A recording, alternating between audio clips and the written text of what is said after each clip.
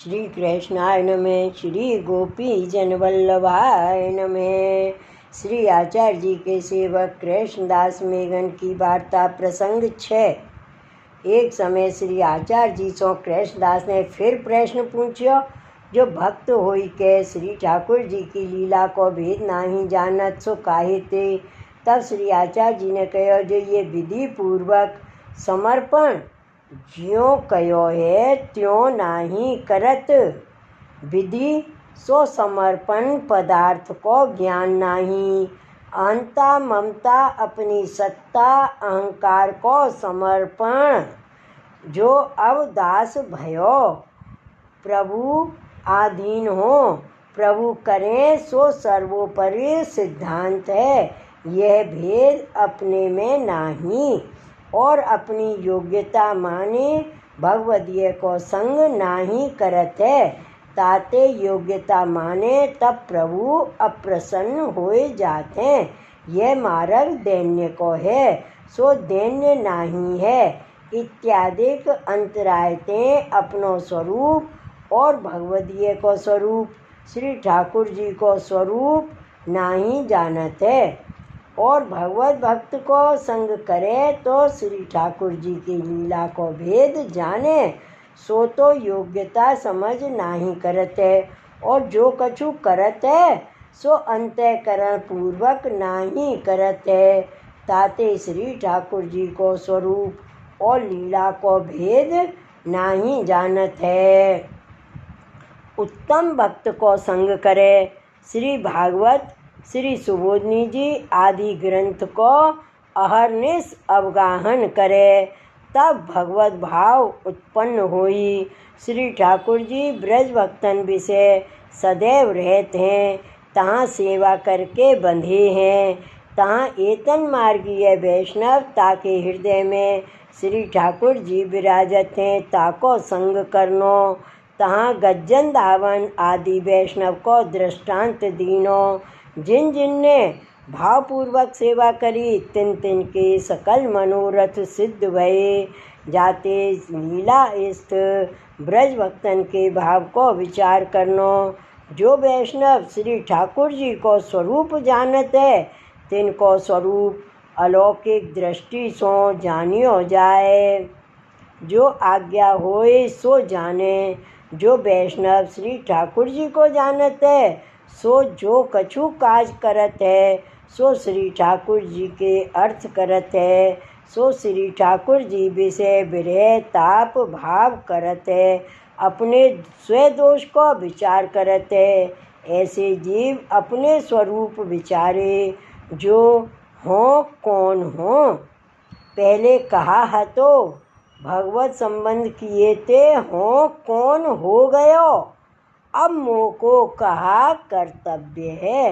रात्रि दिवस ऐसे विचार करत रहे, तब अपनो स्वरूप जाने। ये प्रागट्य श्री ब्रज भक्तन के अर्थ है। ताते उत्तम संग होई तो एतन मार्गीय ठाकुर को जाने। और शास्त्र पुराण अनेक इतिहास हैं, ताते ब्रजराज के घर प्रगटे सो स्वरूप जानियो न जाए। ये ठाकुर तो तब ही जाने जाएं जब भगवत भक्त को संग करें। सेवा को प्रकार एतन मार्गीय वैष्णव जानत है। 300 मिल भाव पूछ के सेवा करनी, तब भगवत भाव उत्पन्न होई। श्री ठाकुर जी की लीला को सब भेद जाने। श्री वल्लभाधीश की जय। श्री गोकुलनाथ की जय। वार्ता प्रसंग 7।